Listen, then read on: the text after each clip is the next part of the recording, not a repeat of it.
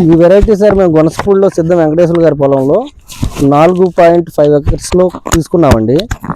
First picking వచ్చేసి 100 quintal కాడికి picking వచ్చింది. సెకండ్ పికింగ్ వచ్చేసి 60 కాడికి వచ్చిందండి. మేము ఇక్కడి నుంచి కర్ణాటక, బెళగాం, హుబ్లీ, ధార్వాడ్, శంకేశ్వర్, నిప్పాణి ఈ అన్ని ఏరియాలకి ట్రాన్స్పోర్ట్ పంపించామండి. చాలా అద్భుతంగా సేల్ అయింది మాకు. అక్కడ మంచి మార్కెట్ రేట్ దొరికింది. అన్ని వెరైటీల్లో డ్యామేజ్ ఉన్నా కానీ ఈ వెరైటీలో డ్యామేజ్ అనేది రాలేదు మాకు.